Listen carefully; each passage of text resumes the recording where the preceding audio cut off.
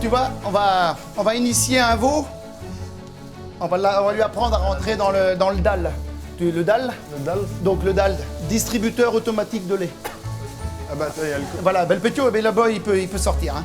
Vas-y, tu l'enlèves, tu le sors. Ouais. Non. Et on va mettre le... Allez, les petits, par là. là. Hop. Maintenant, lui, il faut qu'il rentre.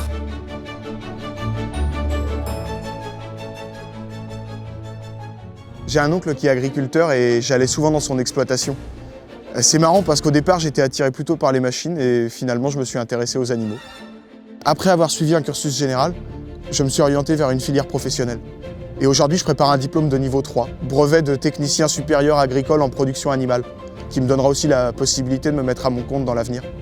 J'aurais aussi bien pu faire un BTS à CSE, mais j'ai préféré la filière animale. Je cherchais une exploitation pour préparer mon BTSA. Alors au début, j'ai demandé à mon oncle, mais il m'a conseillé d'aller voir d'autres manières de faire.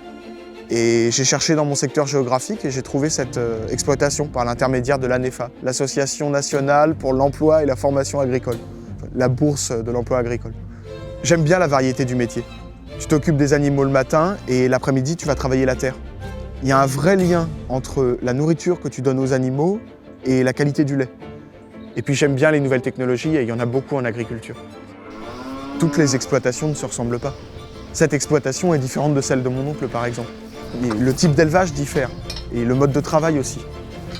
J'espère que je saurai m'adapter. C'est stressant, mais aussi excitant et enrichissant d'apprendre un nouveau mode de conduite. J'apprends petit à petit, j'assimile, c'est pointu. Le suivi des animaux est ultra important. Et quand on est nouveau, il faut aussi se faire accepter par les bovins qui n'aiment pas beaucoup le changement. Le diplôme que je prépare devrait me donner la capacité d'encadrer des ateliers. Pour en arriver là, il faut également tenir compte de la réalité économique et gérer la production sur l'année. Heureusement, la technologie permet d'améliorer la santé et le confort des animaux.